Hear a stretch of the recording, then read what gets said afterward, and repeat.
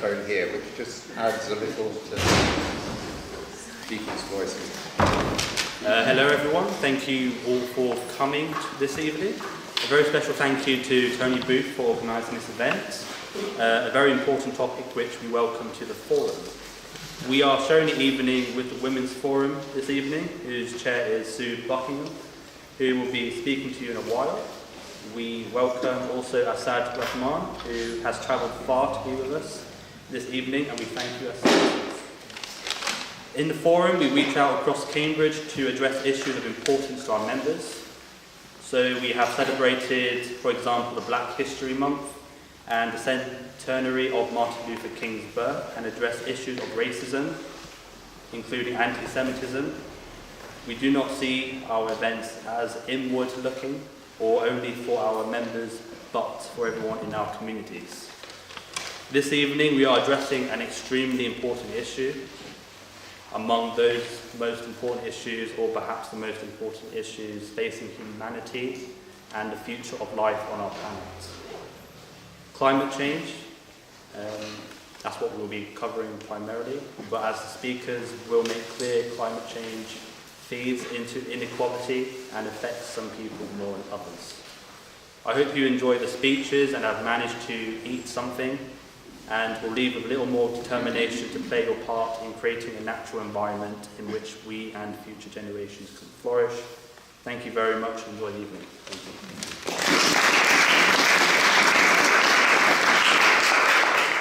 We're rather proud of the very new Cambridge Labour Ethnic Minority Forum banner, which a lot of people contributed to, and it's a thing of... It was made by So Angry.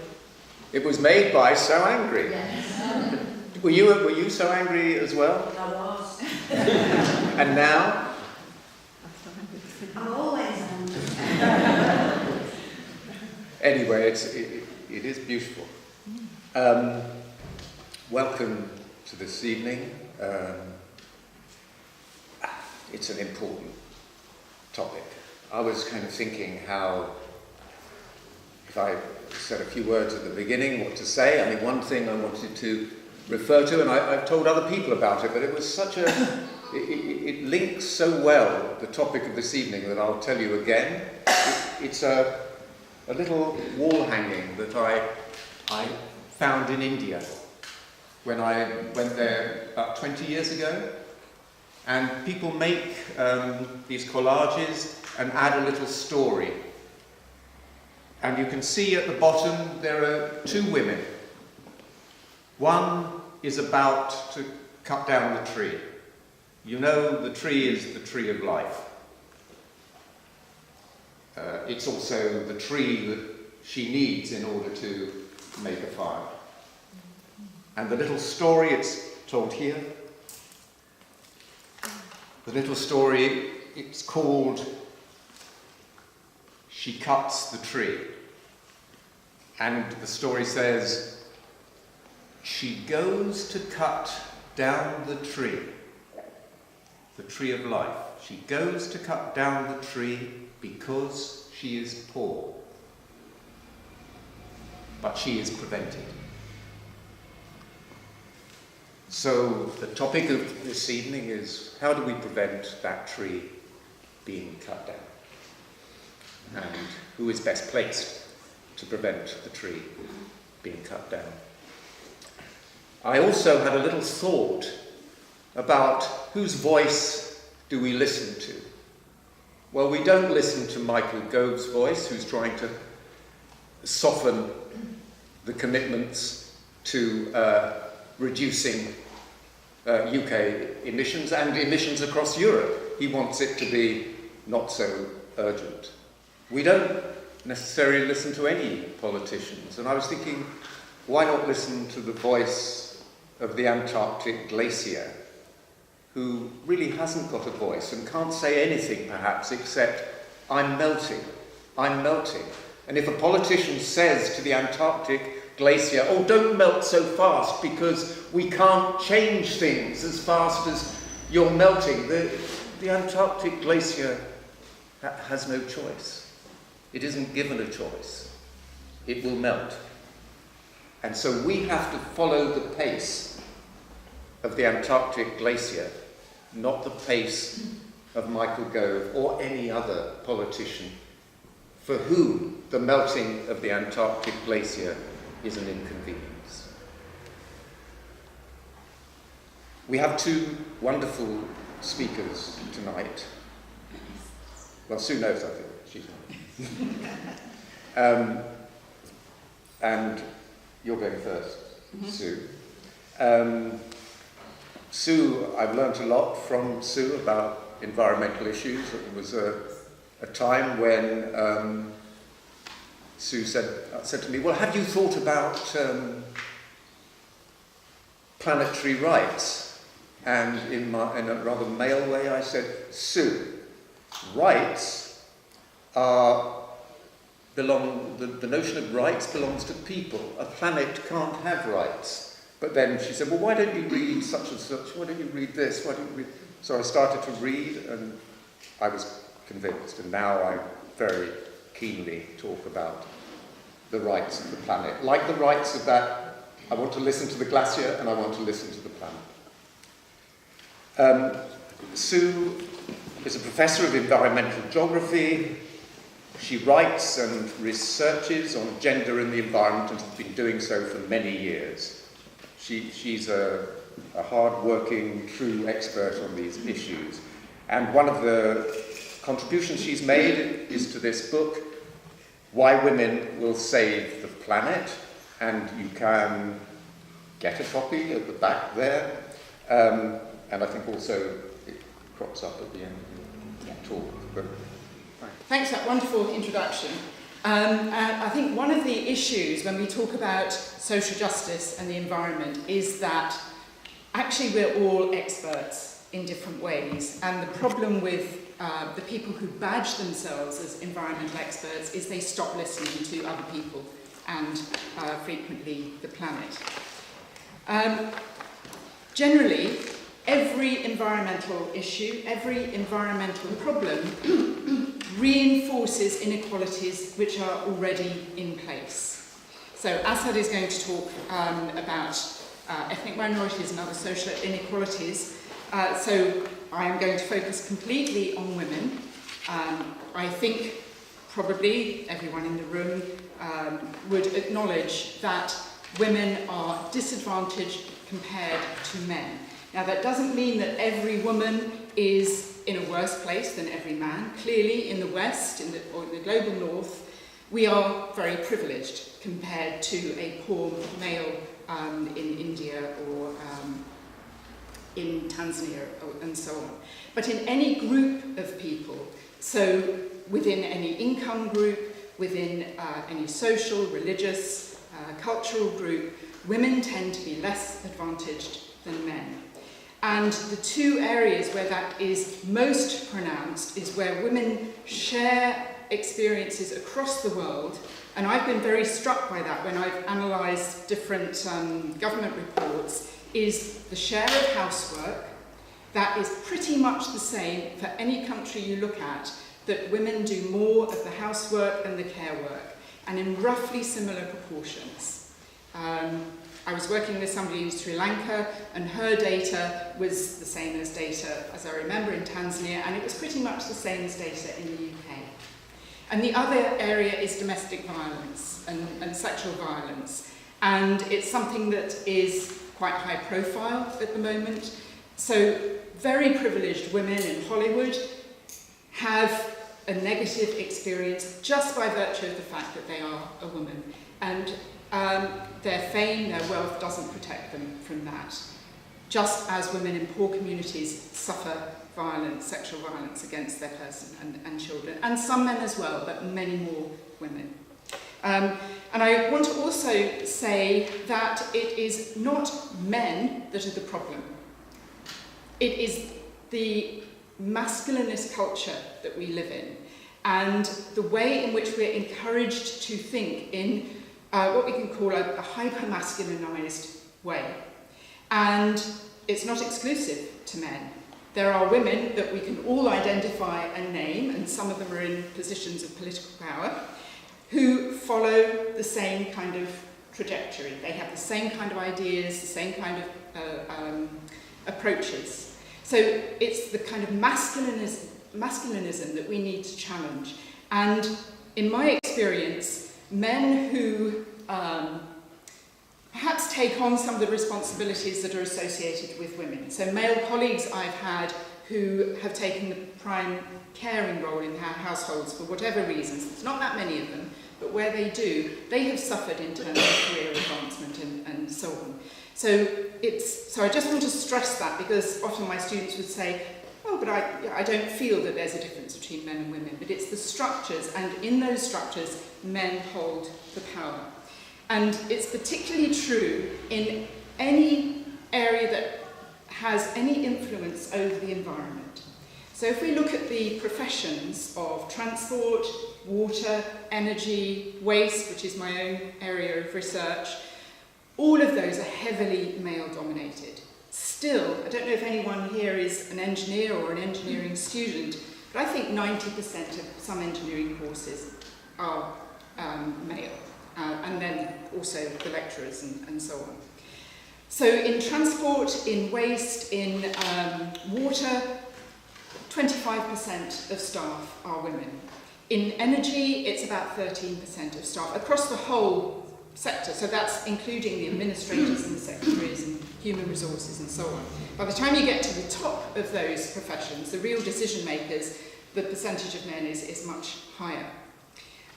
In planning and architecture, it's under a quarter. 20% of architects in Britain are women, 23% of registered planners. And then if you look at banking and investment, the people who make the decisions as to what projects to fund, are we going to fund this particular nuclear power station or this particular dam? Again, especially when you get to the top echelons of decision making, overwhelmingly men. I've got data on the percentage of board members, but I don't think you want to hear that. I think you probably already know that, but it is unlike health and education, where there are a lot of women employed. These environmentally related areas are very male-dominated. So that means that while women experience perhaps more of the brunt of environmental problems, they're less in a position to do anything about it, because the decision makers are not consulting the lay experts. And actually, I'm sure you know how many women politicians there are since you're a political group. But 32% of the British Parliament are now women, which is better than it was, but it's still not parity. But only 26% of the House of Lords and also members of the Cabinet. So again, and of course, Michael Gove is head of the Environment Office. So my time is constrained, so what I wanted to do is look at some examples of the causes of climate change and the gendered impacts of that, the impacts of climate change and how that's gendered, and then the strategies being used to mitigate or to change the situation and how those are gendered. So those three areas. The causes of climate change, well, it's the way our consumption-driven lifestyle, but a lot of it is caused by the way in which we organise ourselves. So we live in cities, which is not necessarily a bad thing, but those cities sprawl.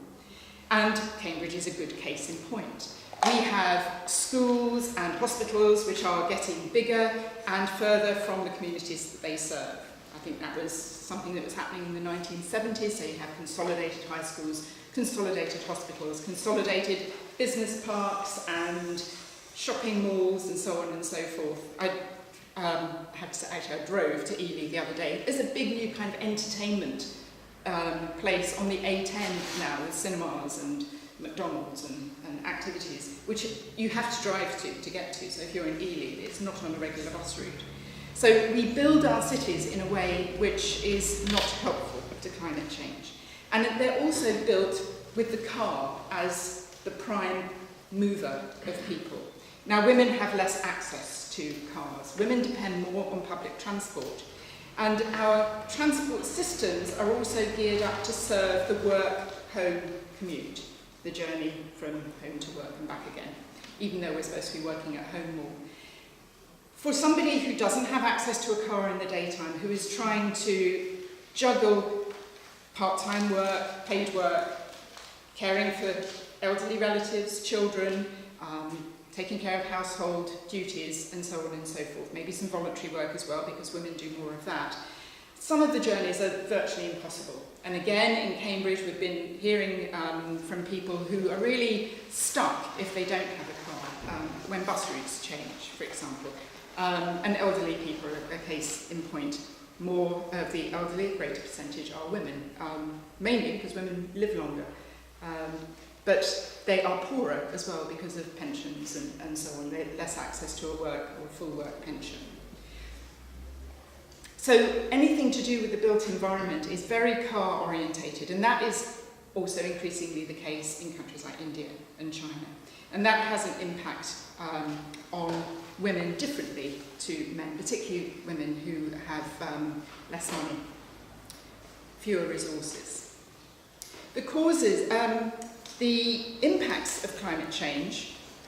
The first example I want to give is a kind of iconic example. It's not iconic in a good way, but it was really the disaster that got people thinking about the gendered consequences of environmental problems. And it was the cyclone in 1991 in Bangladesh, which some of you may remember, some of you may have come across. 140,000 people died in that cyclone and the associated flooding. 90% of those were women, or female. It's absolutely a shocking statistic.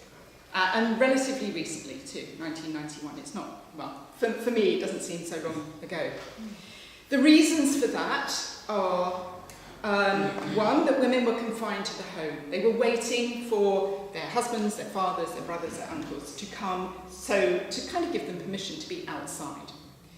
Another is the traditional dress. The sari is a brilliant way of keeping cool and is functional in many ways, but if you're in water, it pulls you down. So a lot of women were sinking. They don't swim. Women tend not to swim. I've done work in Pakistan and going to the beach with a number of women being asked, can you swim? And I said, yes. And my father taught me when I was 5. I never swam very well. And they were shocked and surprised because for women in Pakistan, mostly Muslim, and that would be the same in Bangladesh, there's no opportunity for them to learn how to swim and then to use that skill. Now, since then, there have been moves to support women to be more resilient, I hate that term, but resilient to flooding and to other disasters. Oxfam has been particularly active in Bangladesh. Oxfam has involved women in early warning systems so that they are aware of what to do when the warning comes. But still, in disasters worldwide, not just in the global south, women are more likely to die. Not in every disaster, but on average are more likely to die than men. And actually, in that Bangladesh flood, I was reading one interview with a man who sacrificed his female child in order to save the male child. I mean, Sophie's choice there. So the value of male children as well is different to male children in some countries. But it's not just the global south. In France, in 2003, and here and elsewhere in Europe, there was a heat wave which had a very real gendered effect. More women died than men. And it was disproportionate as well. So it's not just because there were more elderly women, it's disproportionate to the age, more women were dying. And nobody really knows why. There have been ideas that it might be physiological, that older women may not be able to control their temperature so much, or that it's social. More women are living on their own in poor accommodation, so it gets hotter, they're not able to cool themselves down so much. Whatever the reasons are, more women are dying in heat waves. And the World Health Organization collected all the research that had been done on that around Europe and made that conclusion. Bushfires in Australia, again, very highly gendered results. So in 2009, there were some sort of fierce, catastrophic fires in the south of Australia, and women were said to have a very different experience. And research and interviews after the bushfires found that there were very different responses. Men's response was to stay and fight the fire, to protect the property. Women's response was to escape with the children, or with the family, if possible. So there was conflict in the families as to what to do. I don't know the death toll there, but in the reconstruction, one interviewee said it was the loud and angry men who got noticed. And so, as a result, the housing was rebuilt in the same area, and some of the women interviewed were saying, we're really unhappy being in the same area, we're reminded daily of the catastrophe, and actually, on reflection, we'd actually rather be somewhere else. And then the testimonies of the women, that many of them were saying they'd experienced domestic violence for the first time. I think it's fairly well established in times of stress, levels of domestic violence go up. In times of environmental stress, that's the same. So in any disaster, sexual violence against women and girls increases, probably boys as well, but I don't have figures on that. And that's true, it was true in Australia, it was true in New Orleans after Hurricane Katrina, it is true in many disaster areas, not in everyone. There are some disaster areas where men have different experiences, but on the whole, violence against women goes up in times of disaster. And in refugee camps, and of course, the more acute the climate change problems, the more environmental refugees, the more climate change refugees there are going to be. I have read some astounding figures going into the millions up to 2030, 2050, and women and girls are routinely raped in refugee camps. That's not really an issue that we're addressing adequately. And then in terms of strategy, so when we decide what to do about climate change, what are the gender implications of that? There's an argument for assessing every strategy for its gender and other social implications to make sure that every policy, every strategy is not going to leave the worse off worse off. In Costa Rica, which is often known for its good environmental policies and its nature conservation, is a researcher. She did her PhD on ecotourism in Costa Rica, and what she found was in the areas that were being protected, local people in rural areas could no longer forage in the forest. They could no longer cut down the wood or take the resources. So they were losing their livelihood, they were moving to the cities. And she was saying that there was a direct relationship with the women moving to the cities and then having no livelihood, turning to prostitution. And she was making the link between the Canadian tourists coming to Costa Rica to enjoy ecotourism, actually then using the services of women prostitutes in the cities in Costa Rica, who were having to sell their bodies in order to survive. That's perhaps quite an extreme example. It is something that would be happening elsewhere as well. And then, more globally, the UN Framework Convention on Climate Change. Now, the Kyoto Protocol was signed in 1997, wasn't agreed for, I think, till 2005. If you remember, in 1992, there was a conference in Rio de Janeiro on environment and development. And at that conference, Agenda 21 was agreed, and a principle of that is that women need to be involved in environmental decision-making because their experience counts for something, and they have a particular experience of the environment. It took until 2011 for the UN Framework Convention on Climate Change, through the Conference of the Parties, to even address gender, 15 years later. So now, all the country delegations, so the UK and France and so on and so forth, have to look at gender balance of their delegations. It's still nowhere near parity, And it was increasing, but in 2016 it dropped back, so it's not a continual line of progress. And the constituent committees of the UNFCCC are quite male-dominated still. So there's a lot of work to do in the UNFCCC to really address gender and to get it wider on the world stage. Although under Cristina Figueres, who was the General Secretary until a year or so ago, gender did receive a higher priority. So what to do? Climate change is not going to stop until we recognise it is socially divisive, and it is it's a consequence of inequality.